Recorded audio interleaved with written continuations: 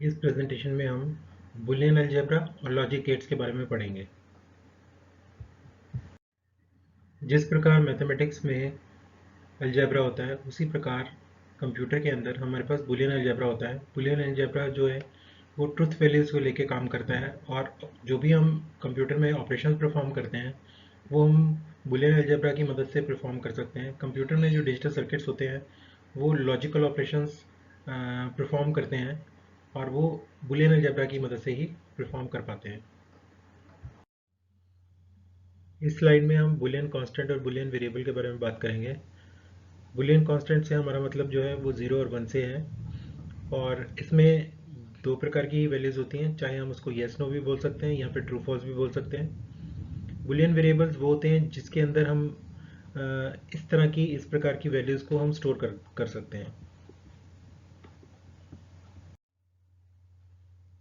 इस स्लाइड में truth table के बारे में बताया गया है। ट्रुथ टेबल एक ऐसी टेबल होती है जिसके अंदर हम कुछ इनपुट्स देते हैं और उसके अकॉर्डिंग हमारे पास आउटपुट आती है। जो इनपुट्स होती हैं वो हमारे पास ट्रू फॉल्स की फॉर्म में होती है या फिर 0 1 की फॉर्म में भी हो सकती है। इस स्लाइड में ये बताया गया है कि हमारे पास तीन बेसिक लॉजिक ऑपरेटर्स होते हैं। एक होता है और, एक होता है एंड, एक होता है नॉट। सबसे पहले हम देखते हैं और ऑपरेशन क्या होता है। और ऑपरेशन को बुलियन अलजेब्रा में लिखने के लिए हम लिखते हैं x is equal to a plus b. इसमें प्लस साइन जो होता है वो इंडिकेट करता है और ऑपरेशन को। इसको पढ़ने का जो तरीका रहता है वो ये रहता है कि x इक्वल्स a और b। नीचे हमारे पास एक ट्रुथ टेबल बनाई गई है और गेट की। इसमें इसको बनाना बहुत ही आसान है। सबसे पहले a और b को लिखेंगे और उसके बाद b के अंदर 0 1 0 1 लिखेंगे। उसके बाद a के अंदर 0 0 1 1 लिख देंगे। ये हमारे सारे इनपुट्स हो गए हैं। अब हम इसके कॉरस्पॉन्डिंग और गेट और ऑपरेशन परफॉर्म करने के बाद, या फिर हम इसको और गेट भी बोल देते हैं, और गेट के ऑपरेशन को परफॉर्म करने के बाद हमारे पास क्या आउटपुट आएगी। जैसे कि 0 0 पे हमारे पास 0 आएगा। अगर एक बार भी 1 है इनपुट में तो हमारे पास 1 आएगा।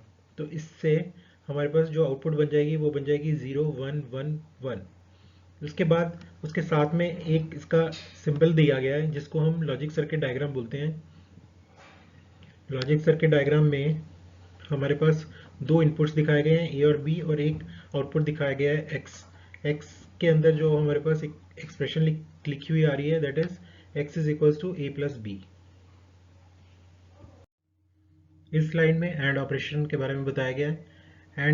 एंड ऑपरेशन को हम डॉट से रिप्रेजेंट करते हैं। इसके अंदर जो बुलियन एक्सप्रेशन लिखी जाएगी उसमें लिखा जाएगा x is equals to A dot b. इसमें इसको पढ़ने का जो तरीका रहेगा वो ये रहेगा कि x equals A and b। नीचे ट्रुथ टेबल दी गई है, इसके बारे में बनाने का तरीका इनपुट्स का वही रहेगा। ए और बी लिखने के बाद बी में 0 1 0 1 लिखेंगे हम, और फिर ए में 0 0 1 1 लिखेंगे। x is equals to A dot b. जब हम ये एंड ऑपरेशन परफॉर्म करेंगे तो उससे हमें, अगर दोनों में 1 है तब 1 आएगा, अदरवाइज अगर एक बार भी 0 है तो 0 रिजल्ट आएगा। तो इससे हमारी जो आउटपुट बनेगी वो बनेगी 0 0 0 और 1। फिर उसके बाद एक लॉजिक सर्किट डायग्राम दिया गया है, एक डी शेप का डायग्राम है। इसमें ए इनपुट दिखाई गई है और बी इनपुट दिखाई गई है, और आउटपुट में हमारे पास x is equal to a b लिखा हुआ है। ए बी में ए डॉट बी भी हम लिख सकते हैं। इस स्लाइड में नॉट ऑपरेशन के बारे में बताया गया है। नॉट ऑपरेशन हमारा यूनरी ऑपरेशन के लिए होता है। पहले जो हमने जितने भी ऑपरेटर किए हैं, और ऑपरेटर और बाइनरी, वो दो वैल्यूज को लेके काम कर रहे थे कम से कम। और यहाँ पे जो नॉर ऑपरेटर होगा ये हमारा सिर्फ सिंगल वैल्यू के ऊपर भी काम कर सकता है। दो वैल्यूज के साथ भी काम कर सकते हैं, सिंगल वैल्यू के साथ भी काम कर सकते हैं। और इसमें क्या होता है कि जो भी हम इनपुट देते हैं ये उसका इन्वर्स कर देता है। हम इसको इन्वर्जन या फिर कॉम्प्लीमेंटेशन भी बोल सकते हैं। ए के साथ ए के ऊपर बार लगाते हैं हम, या फिर ए के साथ डैश लगाते हैं हम, जो कि नॉट को रिप्रेजेंट करता है। नीचे हमारे पास ट्रुथ टेबल दिया गया है जिसमें 0 अगर हम इनपुट डालें तो आउटपुट में हमारे पास 1 आएगा, और ऐसे ही 1 अगर इनपुट डालें तो हमारे पास आउटपुट में 0 आ जाएगा। एक लॉजिक सर्किट डायग्राम भी दिया गया है, एक ट्रायंगल बना के उसके आगे एक सर्कल बनाया गया है। ये जो है हमें नॉट ऑपरेटर शो करने के लिए है कि ये हमारा एक नॉट ऑपरेटर है। हमारे पास गेट्स कौन कौन से होते हैं उसके बारे में हम एक बार देख लेते हैं। लॉजिक गेट्स हमारे पास और होता है, एंड होता है, नॉट होता है, एक होता है नैंड जो कि एंड का ऑपोजिट होता है, और ऐसे ही एक होता है नॉर जो कि और का ऑपोजिट होता है। जैसे हमने पहले और गेट को समझा था, इसमें और गेट को और दोबारा से एक बार एक्सप्लेन किया हुआ है, लेकिन ये दो या दो से ज़्यादा इनपुट्स के लिए बनाया गया है। यहाँ पे तीन इनपुट्स को लेके बनाया गया है। उसी प्रकार जिस पहले जैसे हमने ए बी यूज़ किया था, उसी तरह से ए बी सी, इसमें तीन हम इनपुट्स लेंगे। सी वाले इनपुट में हम 0101 करके हम इसमें जो हमारे पास इनपुट्स बनेंगे वो 8 इनपुट्स बन जाएंगे तीन वेरिएबल के अकॉर्डिंग। तो फर्स्ट लाइन में 0101 ही लिखेंगे, सेकेंड लाइन में 0011 और थर्ड लाइन में हम 4 टाइम 0 4 टाइम 1 लिख देंगे। ये हमारे इनपुट्स हो गए। अब इसके बाद हम और जब हम ऑपरेशन परफॉर्म करते हैं, हमने पहले भी बात की थी कि हमारे हमारे पास अगर इनपुट में अगर एक बार भी 1 है तो हमारा जो और गेट है उसमें आउटपुट में हमारे पास 1 देगा। अगर तीनों ही 0 हैं तो 0 देगा। तो इसी तरह से अगर तीनों 1 है तो 1 देगा, दो 1 है तब भी 1 देगा, और सिंगल 1 है तब भी 1 देगा।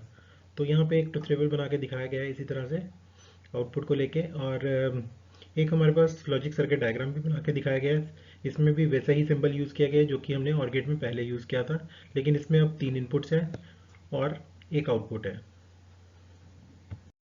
इस स्लाइड में एंड गेट के बारे में बताया गया है कि एंड गेट जो है दो या दो से ज़्यादा वैल्यूज़ के साथ भी काम कर सकता है।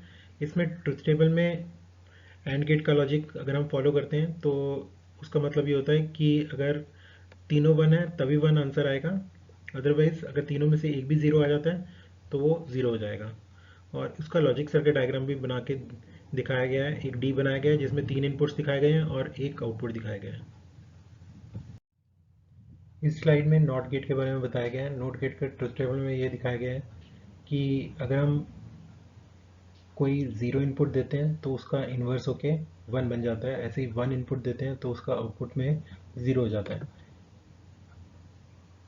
एक लॉजिक सर्किट डायग्राम दिखाया गया है, इसमें एक ट्रायंगल बना के और एक सर्कल बनाया गया है। ये लॉजिक सर्किट डायग्राम जो है ये रिप्रेजेंट करता है हमारे नॉट गेट को। इस स्लाइड में लॉजिक सर्किट्स को किस तरह से अलजेब्रिकली हमने लिखना है उसको डिस्क्राइब किया गया है। जो हमारे तीन बेसिक बिल्डिंग ब्लॉक्स होते हैं, और गेट, एंड गेट और नॉट गेट, उन्हीं को ही लेके हम अपनी एक्सप्रेशन को लिखते हैं। जैसे कि इसमें एग्जांपल 1 में शो किया गया है x is equals to A dot B plus C. इसमें अगर डॉट नहीं भी लिखा हुआ है तो हम इसमें एंड गेट ही कंसिडर करेंगे, और प्लस साइन जहाँ पे है वहाँ पे हम और गेट कंसिडर करेंगे। जहाँ पे हमारे पास बार आता है तो उसका मतलब नॉट होता है हमारे पास। इस फिगर में ए और बी में हमें लॉजिक सर्किट डायग्राम दिया गया है और उसके कॉरस्पॉन्डिंग हमारी इक्वेशन हमें बना के दिखाई गई है। सबसे पहले इसमें जैसे फर्स्ट इक्वेशन अगर हम देखें, फर्स्ट इक्वेशन में जो हमारे पास आउटपुट आ रही है वो ए डॉट बी प्लस सी आ रही है। और उसको बनाने के लिए अगर हम लॉजिक सर्किट डायग्राम देखें तो उसमें हम पहले ये डी शेप का एक गेट लगाया गया है जो कि हमारे पास ए और बी के इनपुट लेने के बाद लगाया गया है, और उससे हमारी जो आउटपुट है वो हमारी ए डॉट बी बनेगी। और फिर बाद में सी जोड़ा गया और सी को बीच में जो गेट लगाया गया है वो और गेट लगाया गया है, तो इसीलिए इसकी जो आउटपुट है वो हमारी ए डॉट बी प्लस सी बन गई है। ऐसे ही सेकेंड एक्सप्रेशन को अगर हम देखें तो सेकेंड एक्सप्रेशन के अंदर x is equal to a plus b dot c लिखा हुआ है। अब ए प्लस बी बनाने के लिए इसमें और गेट लगाया गया है, सबसे पहले ए और बी की इनपुट पे, और उसके बाद सी को एंड गेट से जोड़ के, और ए प्लस बी को और सी को दोनों को जोड़ के एंड गेट से दिखाया गया है।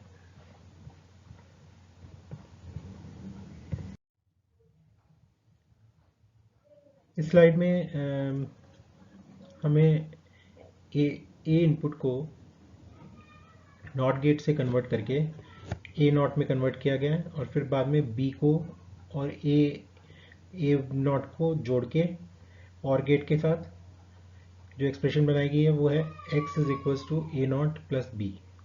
ऐसे ही जो बी एक्सप्रेशन है उसमें x is equal to a plus b के ऊपर पूरे के ऊपर बार लगाना है अगर हमने, तो हम पहले और गेट लगाएंगे ए और बी के ऊपर, और फिर उसके बाद ए और बी के ऊपर नॉट लगा देंगे ए प्लस बी के बाद। हम लॉजिक सर्किट डायग्राम बनाने के बाद हम उसमें इनपुट्स डालने के बाद हम एक क्या आउटपुट हमें मिलेगी वो चीज़ भी हम चेक कर सकते हैं with the help of truth tables. हमें और गेट की, एंड गेट की और नॉट की ट्रुथ टेबल याद होनी चाहिए, तभी हम ऐसा कर पाएंगे।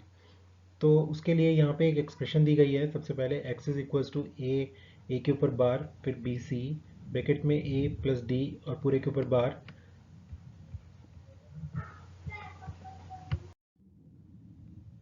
अब हम वो जो हमने इक्वेशन पिछले स्लाइड में पढ़ी थी, अब उसके ऊपर लॉजिक सर्किट डायग्राम हम बना के और उसमें हम इनपुट्स डाल के देखेंगे कि क्या हमें आउटपुट मिलती है।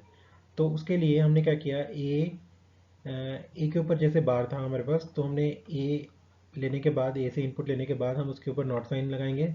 नॉट सिंबल लगाने के बाद जो हमारा ज़ीरो है वो हमारा वन बन जाएगा, और उसके बाद बी और सी में हमारे पास वन वन इनपुट आ रही है। तो तीनों की जब हम इनपुट को कंबाइन करेंगे एंड गेट से और ट्रुथ टेबल में मैच करेंगे कि तीन इनपुट अगर हमारे पास वन वन वन हो तो क्या आएगा, तो दैट इज़ वन। तो एंड गेट के बाद यहाँ पे हमारे पास ऊपर वन आ जाएगा। फिर उसके बाद हम डी से जो इनपुट लेंगे, ए और डी दोनों को ज्वाइन करेंगे, ए की वैल्यू जीरो होगी और डी की वैल्यू वन होगी, और हम और गेट से जब इसको पास करेंगे तब वैल्यू हमारे पास वन आ जाएगी। फिर हम आगे जब हम इस वैल्यू को पास करेंगे फिर नॉट लगाएंगे, नॉट लगा के हमारे पास ये वैल्यू ज़ीरो बन जाएगी और ऊपर से हमारे पास वन आ रहा है। फिर वन और ज़ीरो को जब हम एंड गेट से पास करेंगे तो हमारे पास वैल्यू जो है ज़ीरो बन जाएगी। तो फाइनल एक्सप्रेशन का जो रिजल्ट है, एक्स की वैल्यू हमारे पास ज़ीरो आ जाएगी। इसमें स्टूडेंट्स अपने आप लॉजिक गेट्स की मदद से लॉजिक सर्किट डायग्राम बना सकते हैं। ये एक्सप्रेशंस दी गई हैं और नीचे जो एक्सप्रेशंस दी गई हैं उनके ऊपर आप ट्रुथ टेबल बना के देख सकते हैं। इस स्लाइड में लॉजिक सर्किट डायग्राम दिया गया है जिससे हमने बुलियन एक्सप्रेशन को इवेल्युएट करके बनाना है। इस स्लाइड में नैंड गेट के बारे में बताया गया है। नैंड गेट जो होता है, मैंने आपको पहले भी बताया था कि एंड गेट का ऑपोजिट होता है। एंड गेट को हम डॉट से रिप्रेजेंट करते हैं, तो ए डॉट बी के ऊपर बार लगा देंगे हम। और इसका ट्रुथ टेबल दिया गया है, उसमें पहले ए और बी एंड गेट की आउटपुट को लिखा गया है और उसके बाद उसको रिवर्स कर दिया गया है। जहाँ ज़ीरो है वहाँ वन कर दिया है, जहाँ वन था वहाँ पे ज़ीरो कर दिया गया है। तो ये हमारा नैंड गेट का ट्रुथ टेबल बन जाएगा। और इसका हमारे पास लॉजिक सर्किट डायग्राम बनाने के दो तरीके हैं। एक तो हम सीधा ही एंड गेट के ऊपर एक छोटा सा सर्कल लगा के नैंड गेट बना सकते हैं, या फिर हम पहले एंड गेट बनाएं और फिर नॉट वाला गेट बनाएं। तो इस तरीके से भी हम इसमें बना सकते हैं। इस स्लाइड में नॉर गेट के बारे में बताया गया है। नॉर गेट हमने पहले भी बात की थी कि और गेट जो होता है वो प्लस साइन से रिप्रेजेंट होता है। तो इसमें हम ए प्लस बी करके उसके ऊपर पूरे के ऊपर बार लगा देंगे, तो ये नॉर गेट बन जाएगा। नॉर गेट का ट्रुथ टेबल अगर हम देखें तो हम पहले और गेट का ट्रुथ टेबल बना लेंगे, उसके बाद हम नॉर गेट बनाने के लिए उसकी जो इनपुट है उसको यूज़ करते हुए, जो आउटपुट है उसको यूज़ करते हुए हम ज़ीरो की जगह वन कर देंगे और वन की जगह ज़ीरो कर देंगे, तो ये उसका और गेट का ऑपोजिट हो जाएगा। और इसमें लॉजिक सर्किट डायग्राम बनाने के लिए दो तरीके हैं। एक तो ये कि और गेट बनाएं और उसके ऊपर एक छोटा सा सर्कल लगा दें, या फिर एक और गेट बनाने के बाद एक नॉट गेट लगा दें। वैसे तो हमारे पास बहुत सारे बुलियन थ्योरम्स और लॉज होते हैं, लेकिन हमें इसमें से कम दो तो याद रखने ही हैं। एक फेलासी और टोटोलॉजी। टोटोलॉजी का मतलब होता है ट्रू वैल्यू से होता है, और ट्रू का मतलब वन से होता है। जहाँ पे हमारे पास रिजल्ट लास्ट में वन आ जाए तो उसको हम टोटोलॉजी बोलते हैं, और जहाँ पे हमारे पास लास्ट में रिजल्ट ज़ीरो आ जाए उसको हम फेलासी बोलते हैं।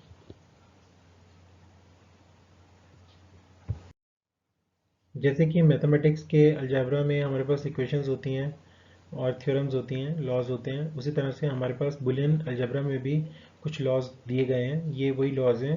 अगर हम x में y को प्लस करें, वो हमारा y में x को प्लस करें तो सेम रिजल्ट आता है, उसे कॉम्यूटेटिव लॉ कहा जाता है। ऐसे ही अगर हम x को y से मल्टीप्लाई करें और ऐसे ही y को x से मल्टीप्लाई करें तो सेम रिजल्ट आता है, उसको हम कॉम्यूटेटिव लॉ बोलते हैं।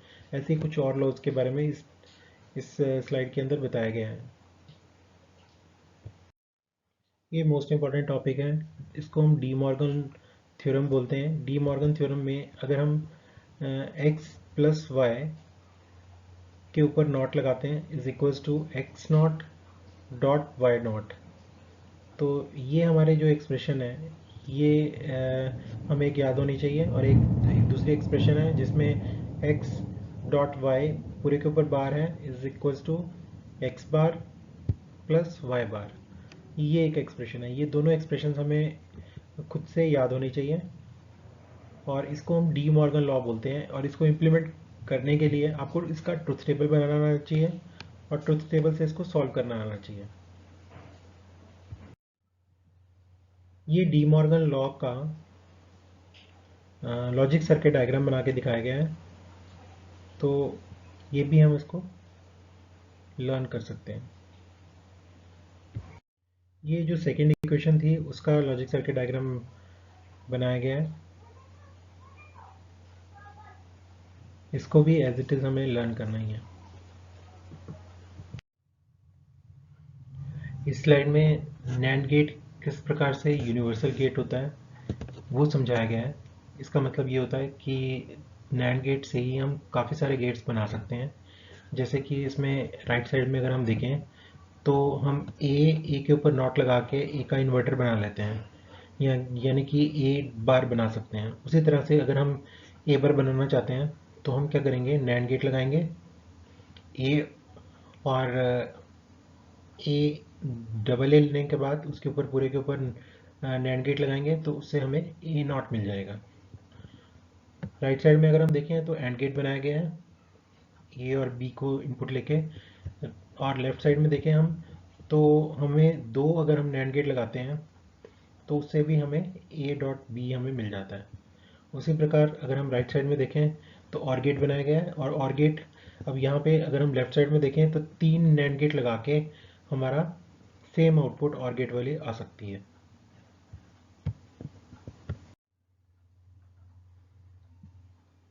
इस स्लाइड में नॉर गेट किस प्रकार से यूनिवर्सल गेट है वो दिखाया गया है। जैसे कि हम पहले नैंड गेट को यूज़ कर रहे थे उसी जगह पे हम यहाँ पे नॉर गेट को भी यूज़ कर सकते हैं, तो उससे भी हमारा सेम आउटपुट आएंगी। जैसे कि राइट साइड में इन्वर्टर बना के दिखाया गया और लेफ्ट साइड में हमने नॉर गेट लगाया तो हमें सेम आउटपुट मिल गई है ए नॉट।